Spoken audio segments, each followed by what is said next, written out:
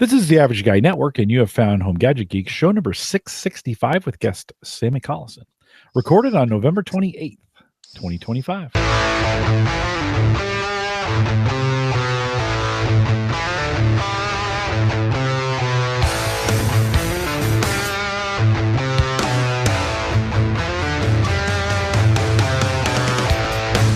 Here on Home Gadget Geeks, we cover all the favorite tech gadgets that find their way into your home. News, reviews, product updates, and conversation, all for the average tech guy. I'm your host, Jim Collison, broadcasting live from the AverageGuy.tv studios here in a snowy Bellevue, Nebraska. We're in a full winter storm warning, which means, Sammie, we will get nothing, right? So true. That just we could get it. 1 inch or 60. You never know. It's but it probably, especially because everybody closed everything preemptively. Like the libraries, that means we're getting nothing. They all closed tomorrow. Bellevue Public Library's closed tomorrow. Bellevue's closed. Although Omaha's closed in the morning, but I think they said it's for training. I don't know. Yeah. Wait, the roads, I was out this evening and they seemed a little thin. It's a Friday. It's a holiday, right?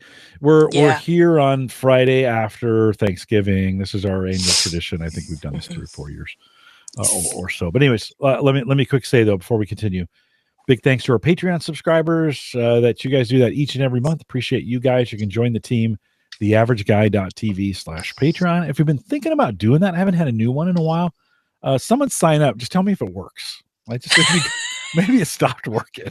I haven't checked in a while. So check it out, theaverageguy.tv/Patreon. Then big thanks to you. Hopefully, I know we've missed the Big Friday sales, but Black Friday. The Black Friday sales now start in December for the next year. I think it's Black Friday just all the time now.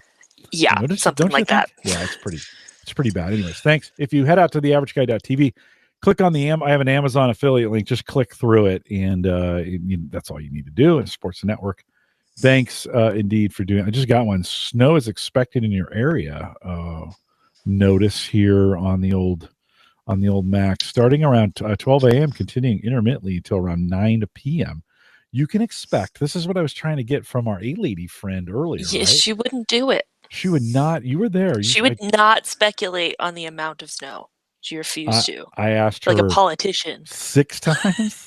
Yeah, yes, in multiple different ways. But how much? Yeah. She's like, didn't know. 3.27 inches is what they're calling for. So we should be in for it. Sammie, welcome back. Another year has gone by. Our goal here is to catch up a little bit with you. Hopefully, you've taken a few notes. It's been a big year for you. It sure has. Why don't we kick through them? Let's think about January 2025. Yeah, and maybe start there.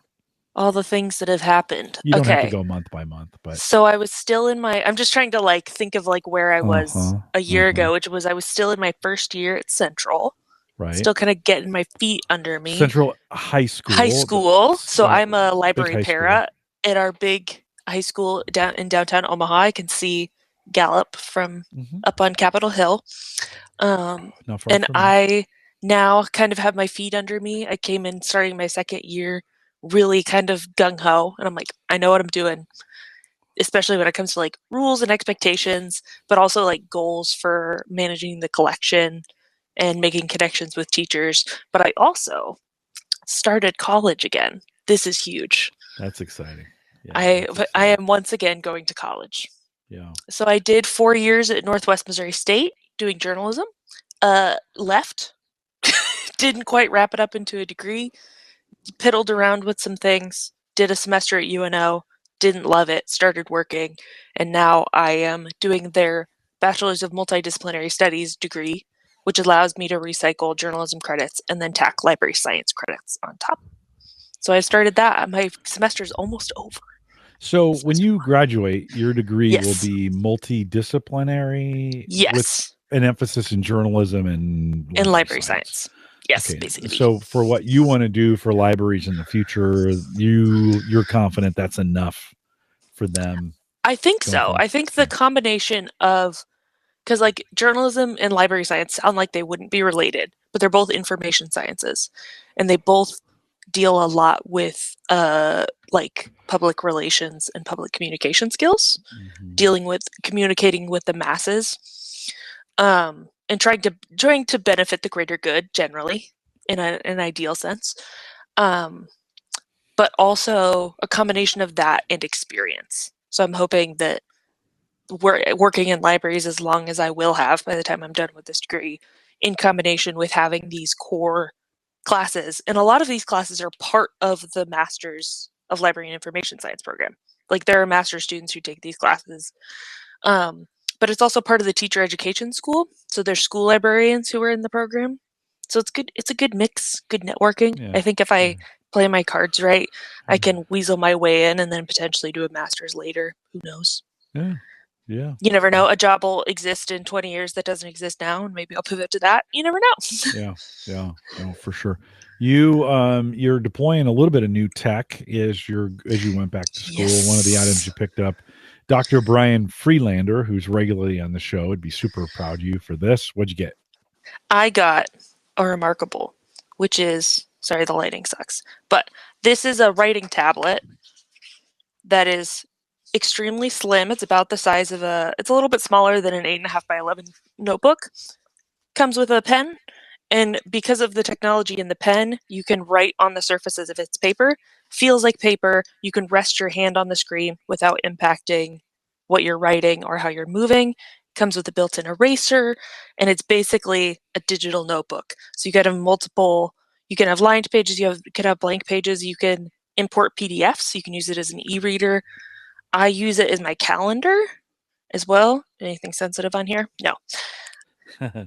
So I imported a blank PDF of a calendar, and then there we go.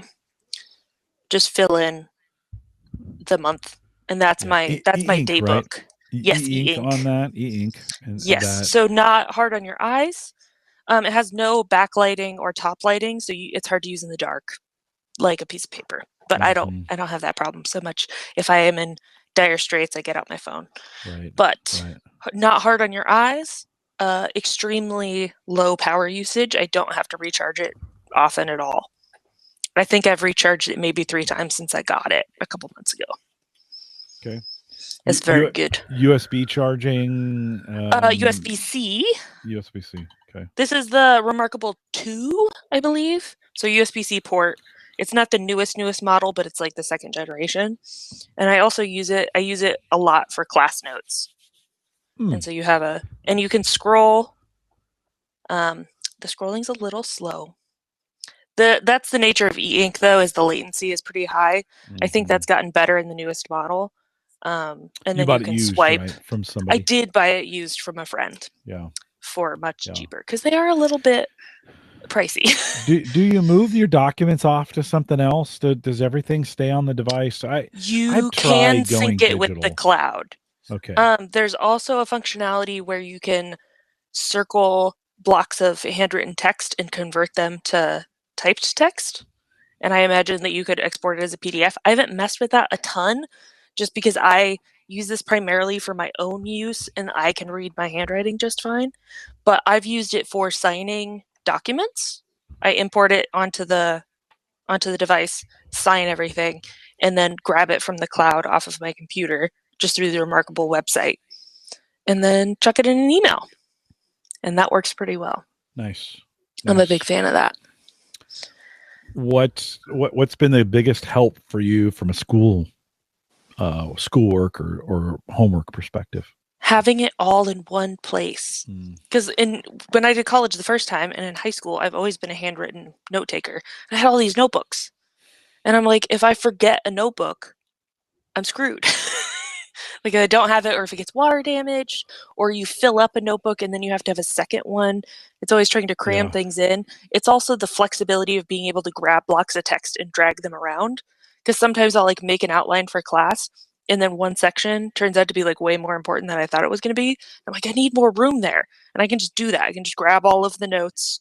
You can just circle it, grab it, and drag it down and make more room on the page for the new notes. And it's just so much more editable, but it's more readable than pencil. You don't have to worry about shredding your page by erasing things. Yeah. Or you can just hit the undo button really fast. Do you feel like it has enough room? I mean, is there a memory indicator on how much storage you have left? You've been through a whole semester. You just had you had 2 classes this semester. You had a lab. I did have 2 classes, but I only used it for 1 class. But I haven't had any indication that I'm using up a fair amount of memory. I should look. I wonder how much memory it does have. I don't know if I actually know that. Yeah. Just trying to think through, if you're trying to do everything at once, you're a full-time college student and you're taking, 4 or 5 classes, and you might, wondering what the memory on those things is. It looks like it's got 8 gigs. Yeah.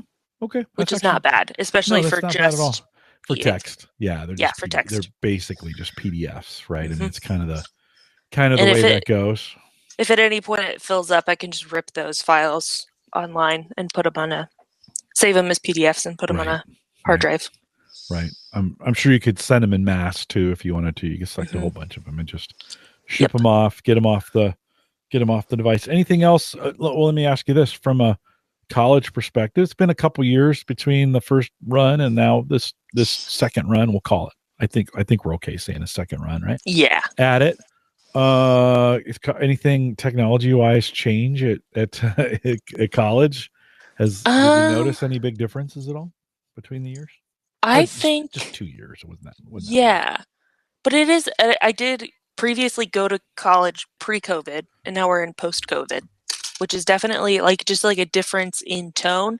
Definitely, everybody's way better at Zoom classes because that's what I don't have any in-person classes. It's all asynchronous or partially synchronous through Zoom, and everybody just kind of gets it.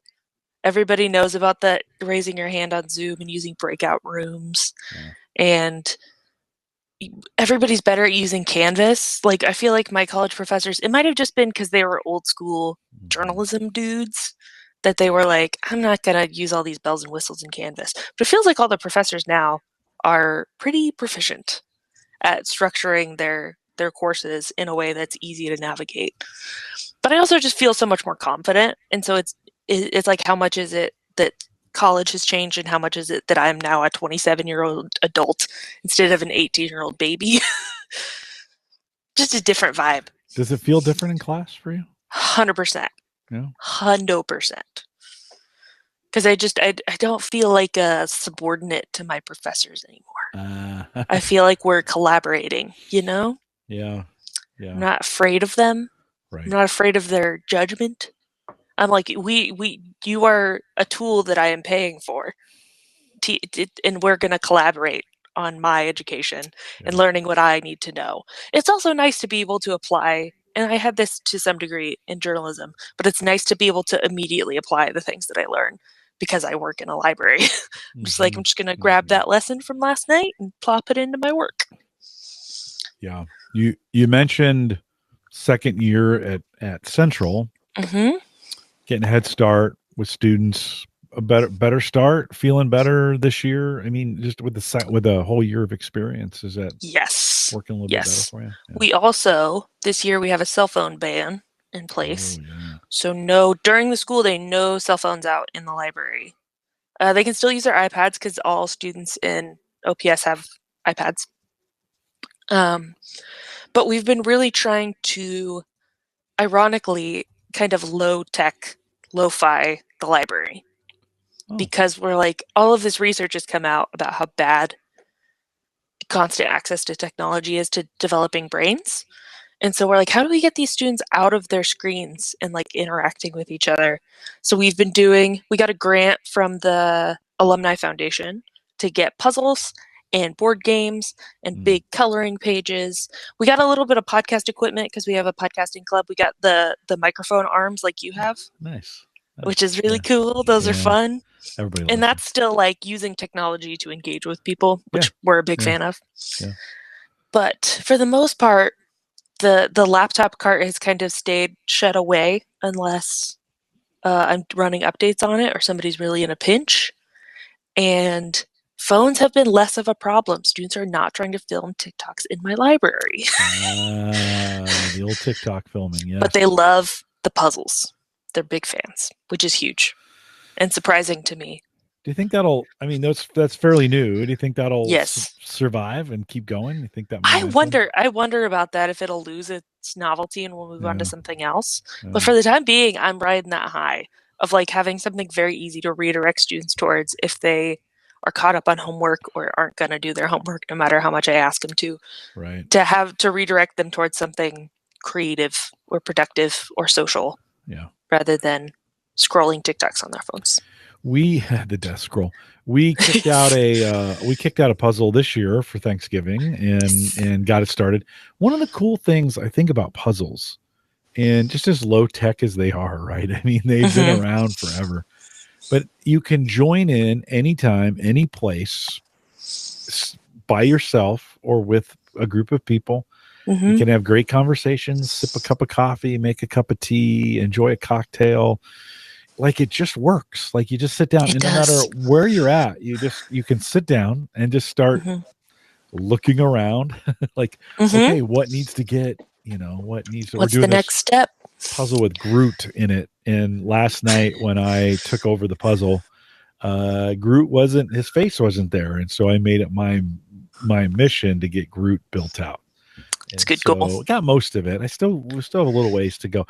It's interesting on a puzzle. You start putting the pieces together, and you're like, "There's no way this piece doesn't exist."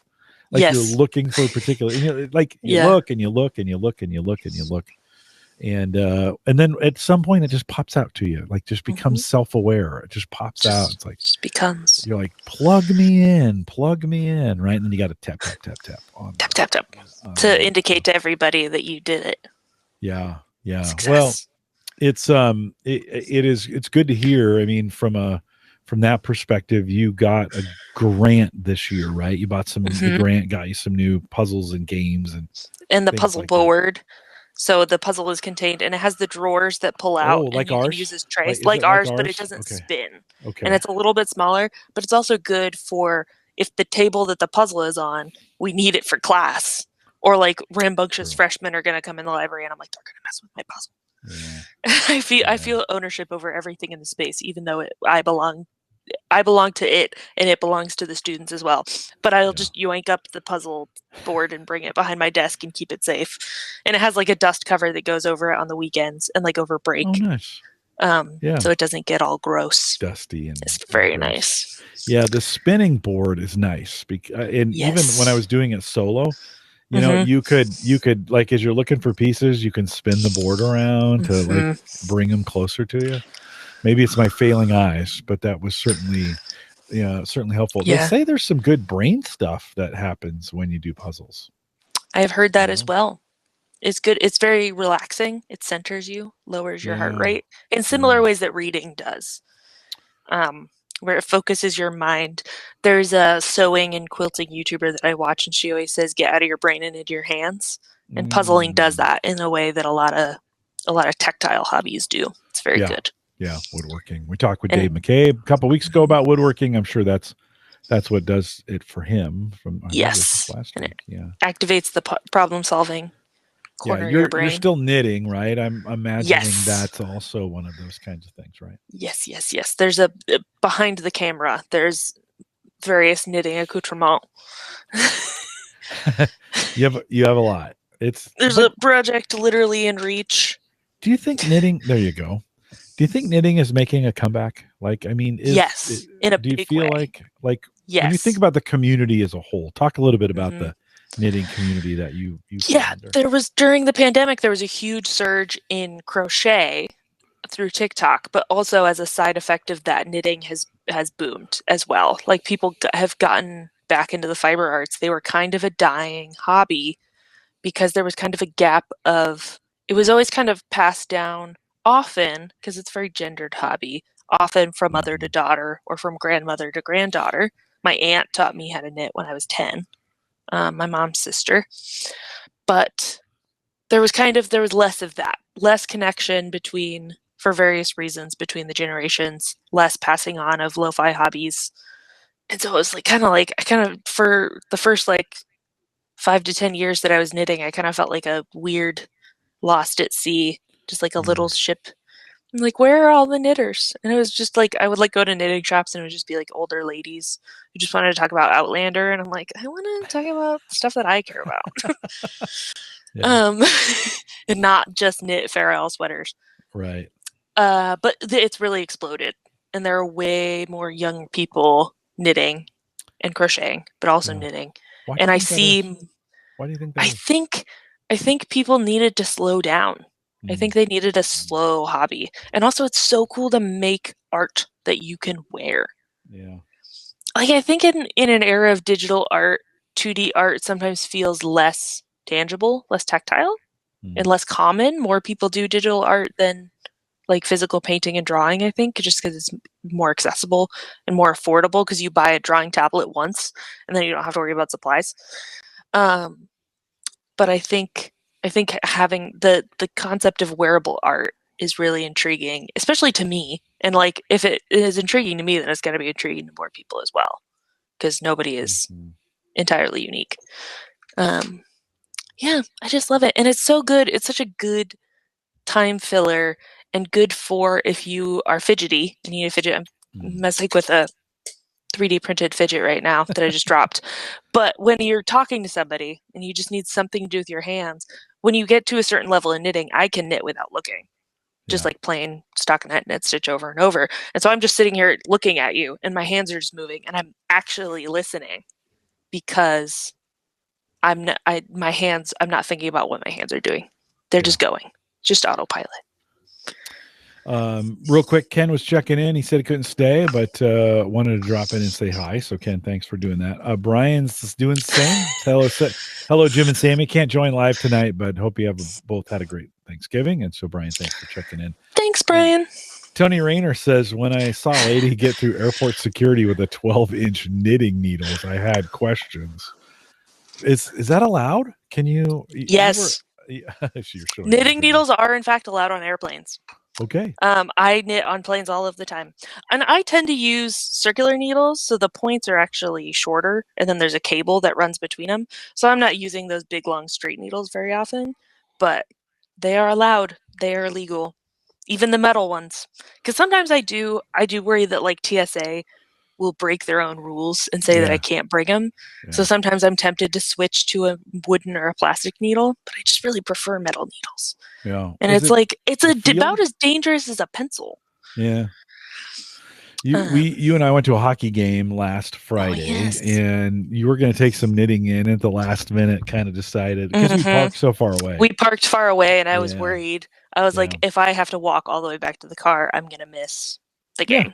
No, legit. Because we didn't get there super early. Legit, we had assigned seats, obviously. We got there. Yeah, we had a friend had given us their season tickets, so we popped in for that night. And, nice. We just popped in. Yeah, but with stadiums and like sports venues and stuff like that, I always get nervous about it because of the violence that has happened that has caused like these rules to really crack down. Because TSA has to be somewhat restrained in their rules because so many people are flying and so many people are bringing all of these things to various places in the country. But like private arenas and stadiums, I feel like can be a little bit stricter.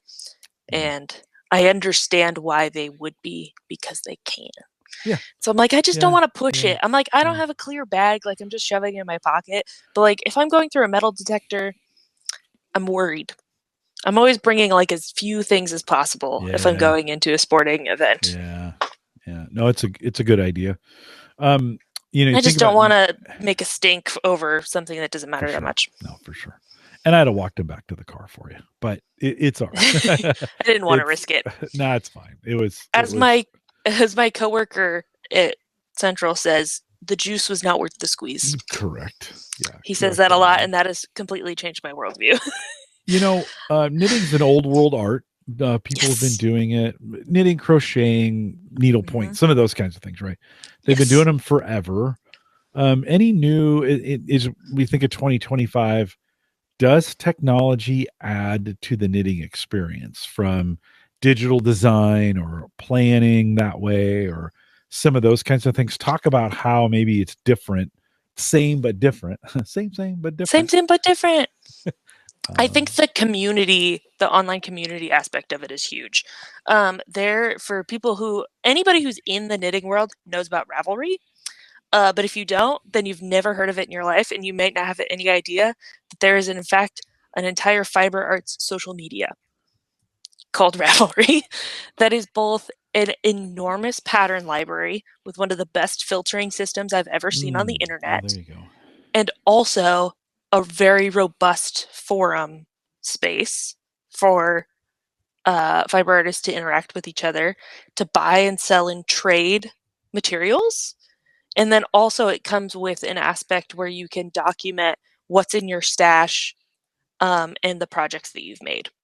And everything is interconnected. So when you load up a yarn into your stash, you can then buy a pattern on Ravelry from their pattern database.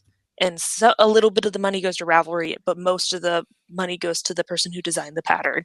And then you can automatically start a project and just link in that pattern and this yarn. And then you have a project page. It's huge and it's amazing. It's so much easier to say, I have this amount of yarn in this thickness. I want to make one of these types of things, so like a hat or a scarf or mittens. Show me patterns that'll work with what I have. And it does it. And it works. And it's huge. Yeah. And it makes it so much easier to find smaller pattern designers, because they're not gate kept by a magazine, which is how most knitting patterns were distributed before the internet, was through publications, periodicals, and magazines.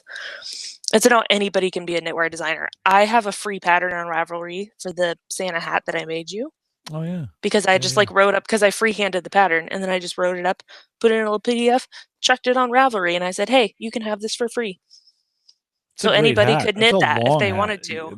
It's very long. It's like that long. It's very, very. It's maybe that's what you wanted. 2 feet. Maybe I did. Maybe I think so. 24 inches. In nature, long. Whatever that is, 36 centimeters. I think it might be 3 feet. Think so? I think so, because I think a standard Santa hat is like 1.5 feet. Okay. Well, so patterns. I'm assuming the creation of patterns is also now tech enabled, right? In a lot of ways. Yes. It's much easier to do charts. There are free programs online to do like stitch pattern charts or color charts. So easy to just build a PDF. There's like 8,000 ways to make a PDF. Photography and incorporating photography, everything's just so much easier. Looking for my hat. Tony says, why Where's the hat? Is he not wearing the Santa hat? Where's the hat, I think it's Dad? upstairs. I think it's up in my drawer. It might be. It might be in one of those dresser drawers. You ought to look. Maybe after show. No, I don't think it's in those. I think I have it upstairs. It's kind of the you wear to church kind of that weekend of it or whatever. I think maybe I've worn it out once, but I need to this year winter. Maybe I need to embrace it. Maybe it's cold, cold enough. We're getting, and your hair's a little shorter these days. It is toasty. Got to keep your head warm. It is a toasty. So what do you think? There's always this idea, and this isn't new, right? The idea of automatic or machine-based knitting or crocheting, or right? They've invented machines that can do this, but has there been? Actually, knitting is the basis of binary code. Oh, really? Have I told you about this? No, talk more about this. Knitting machines are the basis of basic computing, because knitting, for the most part, there's 2 stitches. There's either a knit stitch or a purl stitch, which basically means, does the bump go on the front of the work or the back of the work? You see how this is binary. And knitting machines would run along in rows, placing knit stitches and purl stitches in a row. You could write something in binary, and there were spies in various wars who communicated by putting binary code in knitting and sending messages that way, or hiding messages into a ball of yarn and then chucking it down a hill. Oh, there's my lip balm that I was looking for. This is a true fact, a thing that happened. That is also a code. Yes. So knitting machines predate computers, but also, so punch cards are how knitting machines ran initially. I'm sure that there's with mass market like mass manufacturing of knitted items, there are computerized knitting machines, I'm sure. But the ones that you can buy for your house are still just like punch cards and just like running a thing back and forth, the shuttle, or they're circular and they're hand cranked. Okay. But you can retrofit a drill to crank it for you. So the punch cards would say front or back, right? Mm-hmm. They would say knit stitch or purl stitch. Grind the thing and then set it back, and then grind the thing and set it back. Oh, that's cool. Well, you could make a punch card into a tube, and it would just keep running it through the machine over and over and over again. And then they were like, "Hey, what if we made these punch cards and put them into this giant calculator?" Yeah, same thing. And then that's how we got computers. Nice. That's a fun fact. There you go. I did not. Hey, women's hobbies are the reason why we have computers. There's your fun fact of the day. I was thinking of like, we have 3D printers that you can knitting buy, is kind of 3D printing.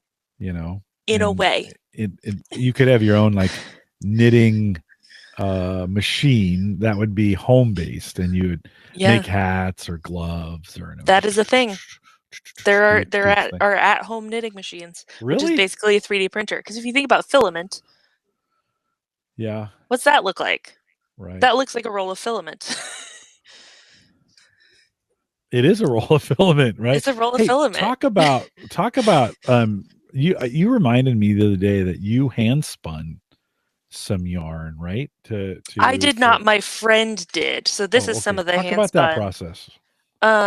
So spinning is also one of the oldest of technologies. With a wheel, you essentially take raw fiber, and raw wool is a bunch of little tiny fibers that all work together and mesh together because they have scales. Along the strand of hair, there are scales that can rise up and down. And wool in particular, naturally the scales kind of stick out a little bit, and these are microscopic along the shaft of hair. But it means that the wool wants to lock together. It makes it sticky. And so spinning, you take the fiber and you kind of coax it into all of the fibers lining up, and then you put it through the wheel, and the wheel adds twist. And you take minimum 2 strands and you twist them the same direction. And then once you have 2 bobbins of strands that are twisted one direction, you then twist those 2 the opposite direction. If you've ever looked really closely at rope, it's a similar thing. You can see the 2 twists and how they interlock together. And that's the essential of spinning yarn. Yeah, you think you can just at some point it just come flying apart. Like you would think so, but it really wants to grab onto itself. Yeah, it really does. It's like, and that's why you can't machine wash raw wool, because the heat, agitation, and moisture of the washing machine will cause all of those fibers to lock up, and that's how you get felt. Because the agitation makes everything get tighter and tighter and tighter, and it shrinks, becomes incredibly strong, which is how you get felted wool, which can be in itself fabric.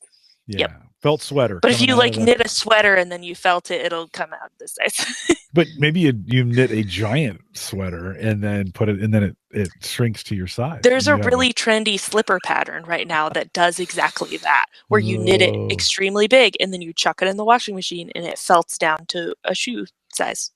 By the way, these knitting machines on Amazon are like $50. Now they're kind of designed for kids, right? They're circular. Yes, I'm sure you're looking at a Centro. Yes. Yeah. Centro, but flatbed knitting machines are metal and kind of look like torture devices. They're kind of scary. And they go. It's like a weaving machine, right? In some ways. Yes, it's kind of like a loom, kind of like a 3D printer. Yeah. A hybrid between those two things. That's super cool. That's super cool. Okay, let's think about what else has changed for you. Anything else changed for you this year?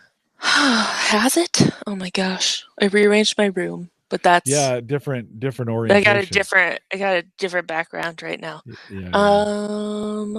I think I'm just settling in to my current job, just trying to make it work. It's working full time and then doing school part time is stressful. It's hard. Yeah, and I've been crunching a lot of numbers to make the finances work. Aggressive budgeting, meeting with a financial advisor. Yeah. Doing the most. How'd that It went go? well. It went really good. What'd you learn from? I mean, you're 27. You don't have a ton of money, 27. But what'd you learn from? A lot of people would question seeing a financial advisor. Now, yes. In some cases, not everybody has the opportunity to do that. You're a credit union member. We have a investment arm that's a part of the Gallup Federal Credit Union called Guide Rock Capital, and I'm a member. And so, that makes it easy when I say to the to the guys that run it, hey, Sammie he's got a few questions. What'd you learn through the process, though? So my job is strange because I have a pension plan because my job is a union job. And so my wages are all pre-negotiated 3 years in advance, and also the pension is negotiated. So automatically a flat percentage comes out of my paycheck, every paycheck, and just goes into the pension. I can't pay any more, I can't pay any less. And then that sits in the pension and accumulates interest. It's like a 3%-ish interest rate. And if you retire from the school district, then you have pension payouts basically in perpetuity. If you retire from the district after the adequate number of years, they're just like, here's not only your money and the interest that you earned, but also all of the matching funds that the district gave to make sure that you're taken care of until you pass. But my plan is not to retire from the district, not to become a certified teacher. And so it's kind of tricky to know what to do with a pension when you leave. Yeah. And so that was the big question, was like, what do I do with these funds that I've contributed in their interest? And the biggest thing was I can get a lot more money out of that money. I can make that money do more for me if I invest it. Yeah. So we're gonna have to do some IRA and then Roth IRA conversions. I got reminded of how a Roth works because I just have to I forget every single time.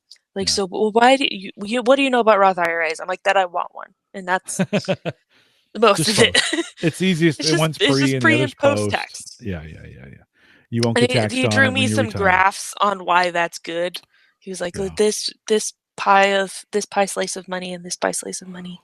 And you only if you're pay. Gonna retire early. For some folks, they're thinking of retiring earlier, and if you can build up a decent Roth and live off that Roth, it just makes Just because I don't know what my next job will be, what the retirement account situation will be. Will I get a 401k through work? Will I not? Will I just keep investing in my retirement account independently? And also, I just don't want the money that I am obligated to contribute to go to waste.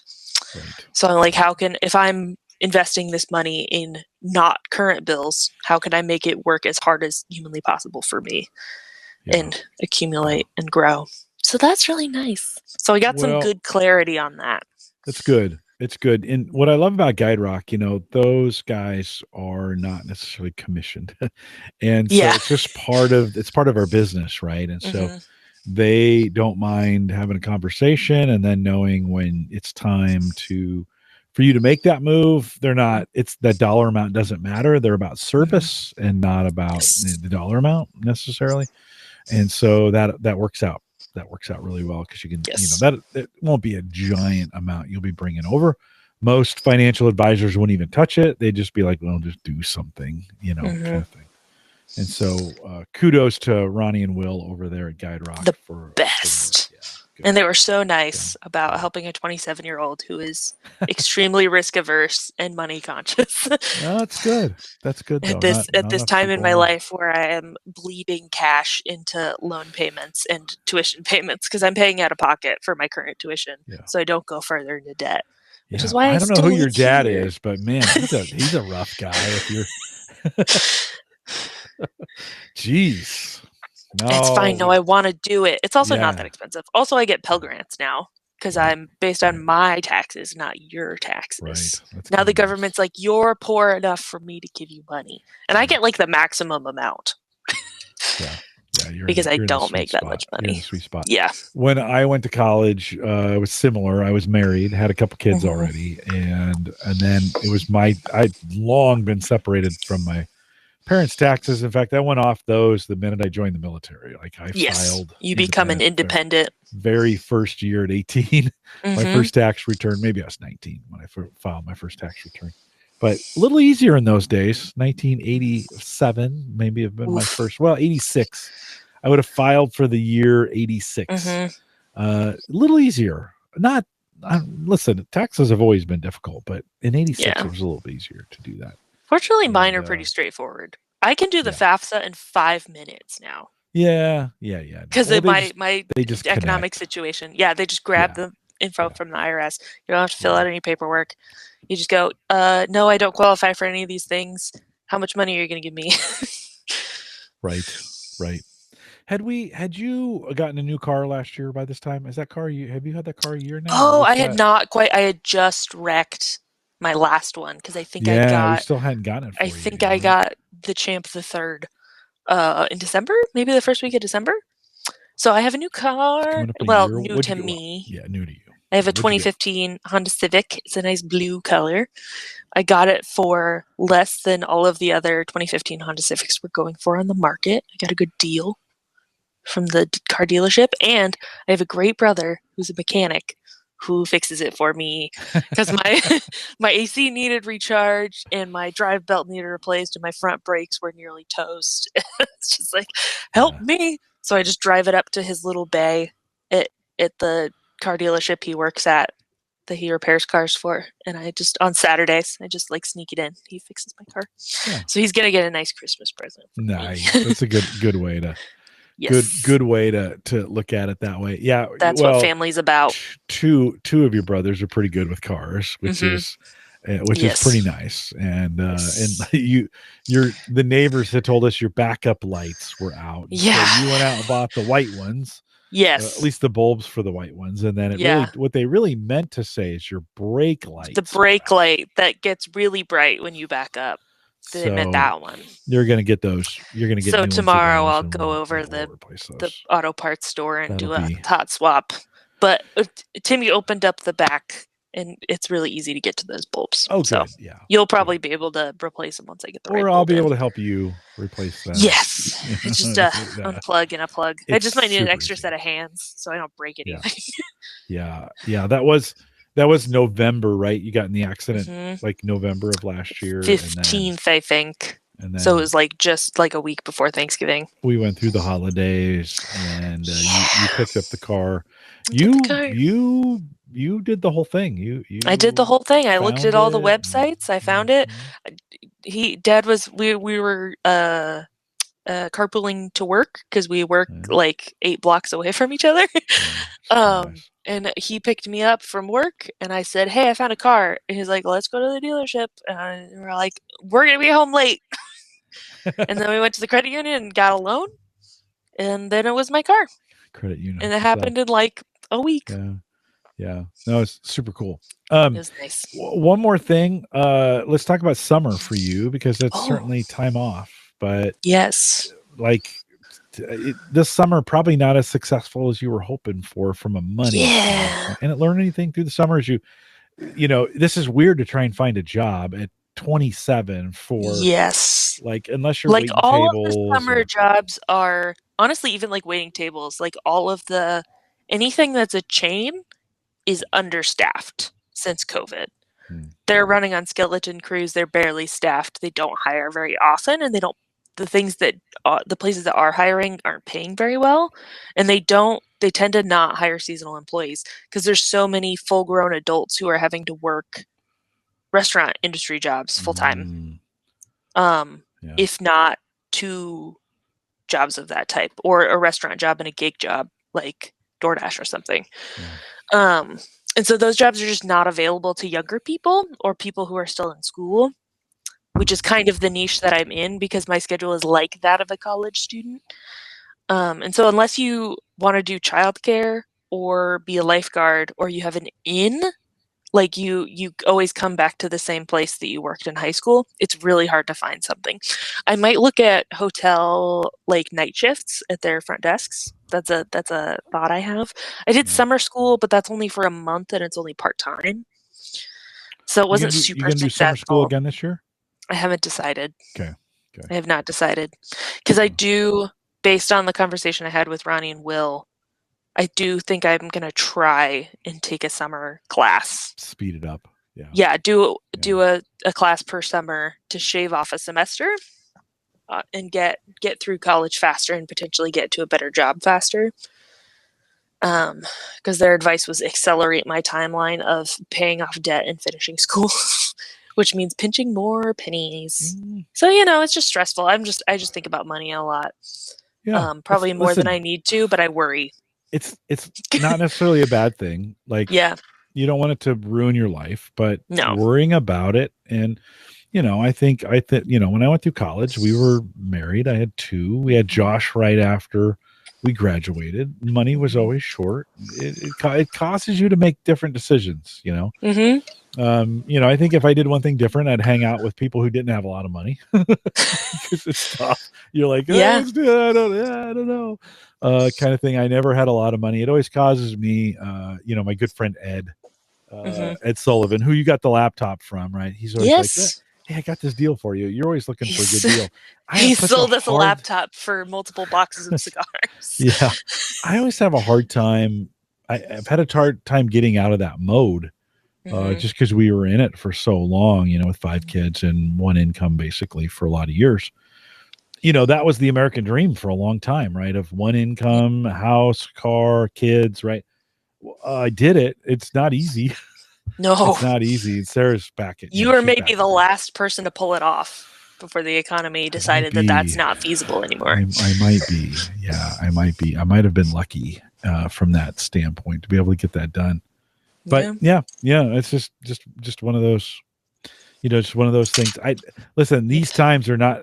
This is why as your brothers go through this time, I don't get in the way, because these are formative times, and they change the way you think about money. And and you decide what you're about, and you set your priorities really carefully.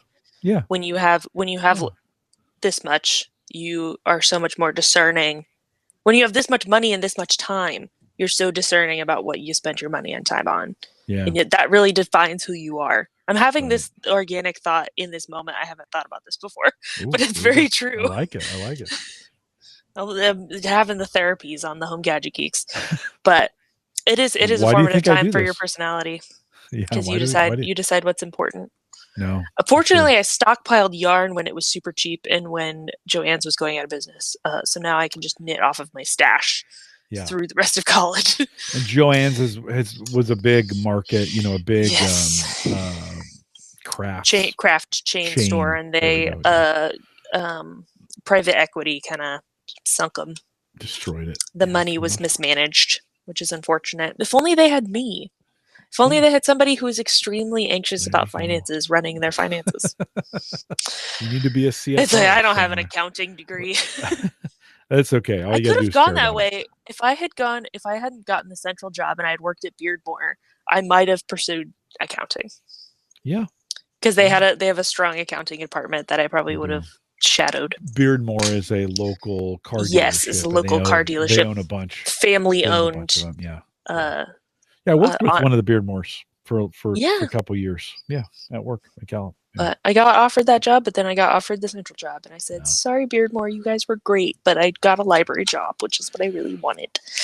As you think about 2026, hard to believe we're there already. 2026. If there was gadgets that you have your eyes on from a futures perspective, or what do you look at and like, man, if I wasn't pinching pennies at the moment, I would get this. And we'll kind of wrap it on this. Any thoughts on? That's a good question. What's lingering out there that would be helpful to you?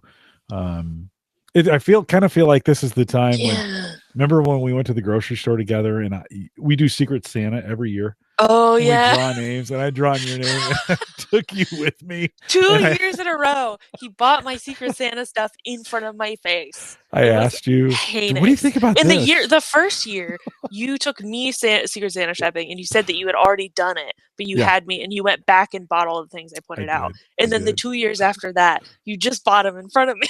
I did. Straight up in front of you. Insane. Straight up in front of you. I was like, this man, the gall. I got away with it.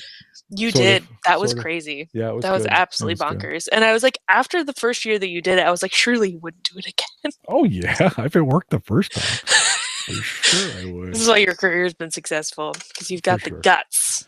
You got the guts, kid. Stupidity, maybe. What are you looking? Anything looking ahead on any gadgets or anything out there? I feel like I'm so set. I might be due for a new phone in the next 2 years, but I'm trying to milk what do you my have? You've got a phone 13, right? I have a 13, which turned out to be a good generation to buy because the 12 and 13 really, were both good. I just got rid of the 12. They've really lasted their course and supported the software well. I don't know. My laptop's pretty good. I just got this brand new Remarkable. I have an iPad through work, which is nice. So I can't like download just any apps onto it, but it's nice to have a portable device. I do too, and I never do anything on it. I have one in the studio at work. I got it for translations. I could put anything I want on it, but I just don't. Yeah. But why would you? Yeah. Is there anything? Thoughts? I think I'm so set. That's a really boring answer. No. And I take care of my stuff and I make sure it lasts for ages. Yeah. No, I don't think it's a bad answer. I think with inflation raging and with with incomes staying fairly flat, might be a good time to feel. I do feel a little bit like we're back in the 70s when everybody kind of buckled down a little bit. Like, does feel that way, right? And then really, even we went probably it wasn't until 84, 85 where we really broke out of that. And it felt different, right? So everybody was spending money. Bush for 4 years, and that was for some weird 4 years, and then Clinton came on, so the 90s were kind of like what a time, right? The 90s. Oh, listen, you would have loved it. You would have loved it.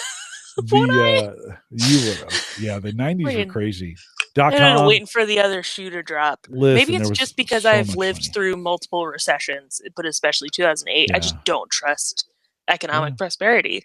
I just don't. I'm like, you know what? It's going to recede. You should never trust any of those things, but you've got to do something, right? You have to have some. It'd be easy for me right now. I'm 7 years away from retirement for the most part. Till I get 65, do the math, right? And it'd be easy for me to be like, I don't think nothing's going to be there. Well, you can't do nothing. You have to do something, right? You have to do something. So, well, Sammie, good to catch up.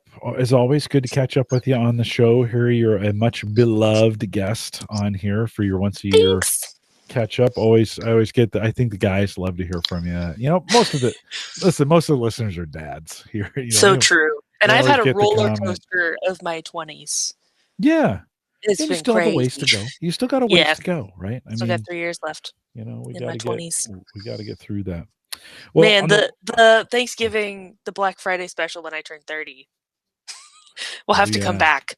Yeah, we'll see if we'll have to do a one-off. Still podcasting at that point. Even if you're not, we'll come back and we'll do one. Yeah, no, you're probably right. Even if nobody listens to it, we got to do it. Well, behind the scenes, you and I, Mom, Sarah, have been talking about. At one point I was kind of like, hey, I think I'm going to roll this thing up. I think we'll have Sammie, we'll have Christian next week. I think I'm done. And then I started thinking about it, and we had a failed episode with Aaron Lawrence that I got to pull Aaron back in because it didn't work. And then Jay Franzi reached out to me, and he was like, hey, I wrote this album with AI as music. I was like, oh, I got to do that. And then I was like, I tell you what, I'm just going to keep going, and I'll take long breaks. So just I'm warning you now, regular listeners, got Christian coming up, a week off. Jay Franzi's coming on the 18th, I think it is, in December here. He wrote a super cool album, all AI. He even took it to Nashville and had a couple studio musicians record this. Yeah, because he wrote the lyrics, right, and then had AI produce it. Yeah, he wrote the lyrics. Got a little AI help from the lyrics too. The 18th. It sounds awesome. So anyways, join me on December 18th. Jay's going to come in. I'm going to take a long break. So probably into mid-January or so, maybe even end of January. Come back in February. We'll get Aaron Lawrence back on the show. TJ, I know you're here tonight. I owe you a show, and we'll get you back in here. And we'll I may not podcast as many episodes. Got a lot of things going on in 2026. My work schedule has picked up significantly. You and I have been going through some changes lately. Yeah, we're both riding the wave. In my work schedule, in a good way. It's just it's getting different. It's getting busy. Yeah, I'm putting in a lot of nights. Yes. So as well as days. So I just won't be podcasting as much, but we are live every Thursday, or most Thursdays, or maybe not even most anymore. We're live Thursdays, 8 p.m. Central. It's always Thursday, though, except on Black Friday. On Black Friday, except on Black Friday. Yeah, this is the Black Friday show. I need to incorporate that into I'm going to look back, too, and see what number this is as far as you and I doing this. But I'm going to guess it's 4. Because there was one year I didn't do it with you because I didn't have anything to talk about because I was in a weird year. You were in a bad spot. Let's just that having was a bad the time. year. That was the crash out. That was because that was the month that I decided not to do UNO anymore. Quitting school. Yeah. Changing jobs. There was something else that I did. I just changed everything. I finally got my driver's license. I just turned my whole life on its ear, and it turned out to be for the best, but it was a chaotic 2 months. Yeah. I remember asking you, we're going to do this? And you were like, no. I got nothing. I got no positive. Yeah, you were like, I was like, there's so many good things to talk about. And you were like, no. No. And maybe I made a good decision as a dad not to push it. Yeah. But the next year, the episode was fire because everything was different. Yeah, it was good. It was good. You'd really pulled yourself out. So it was super cool. Well, a couple reminders on the way out. One, if you want to join the Discord group, join us at theaverageguy.tv/Discord. And lots of great conversation going on there. Black Friday deals are plentiful in the Discord group. It's maybe a little late now at this point, but good place to be. Randy Walker, thank you for putting those in there all the time. He's a good contributor to that, and I appreciate that. If you I will remind you, the Average Guy TV, let me say this right, the averageguy.tv platform, both web and media hosting, powered by Maple Grove Partners. Get secure, reliable, high-speed hosting from people that you know and you trust, and that's Christian, right? Maple Grove Partners is Christian. Yes. Check it out today, maplegrovepartners.com. And Christian's here next week, so we celebrate 15 years. Wow. Yeah, that's crazy. Isn't that 15 years? It's a long time. That's crazy. Yeah, how old you were, 12? I was 10. Yeah. Because I was doing 12. 12. In my brain, I'm still 25. But it's 2025. That's why. I was 12. That was a long time ago. What grade does that put you in? When 7th. Were we listening to Taylor Swift on the car? Yes. Yes. 15 years ago. That's crazy. That's crazy. Taylor Swift has been making music since 2008, dude. Okay. That's true. Her career has been long. I will say on some future shows, I've been all of a sudden, when I kind of decided, this is the weird thing, Sammie. When I kind of decided I was gonna kind of maybe close up Home Gadget Geeks permanently, all of a sudden everybody in the world started contacting me hey, could you do so in upcoming weeks? EBL has sent me some batteries. I've got some AA and some AAA batteries. Interesting. I actually bought some more because we want to test them in the we have a faucet that is smart, but it's still battery. I should have converted that thing to the plugs before. We're going to give those a try. It's fine. So those are, but they sent 4 and you need 6. Yeah, they sent 4 and I need 6. So I bought 8. So I now have 12. So now I'll have a set in, and if it works, set in and a set charging. Set in, set charging. They go about every once a quarter or something like that. So pretty good. We'll talk. I'm going to do a whole battery show. So hang tight on that one. Yeah, I've learned a lot as I've been looking into these batteries. And then Govee sent me some outdoor Christmas lights. They're not really Christmas lights. They're holiday lights. And so these are the big, they're, maybe an inch in diameter. These are set them. These aren't the green cheap ones you buy. I've always bought the, these are kind of legit, outdoor, RGB, bougie. Yeah. So those just came. How did they know that we have lights on our porch? I know. And permanently, we leave them there. The green ones. Yeah. Hey, listen, I want to know if you're listening. I want to know this. If you're a podcast listener, have you put up Christmas lights? Do you leave them up? And how long have they lasted? Like I have a set, I'm going on 2 years, or maybe 3, but I think most of the guys are like, yeah, they won't last very long. So do you have and I'm talking about the cheap green, the wires, if you they fly apart, right? Yeah. And they tangle if you look at them wrong.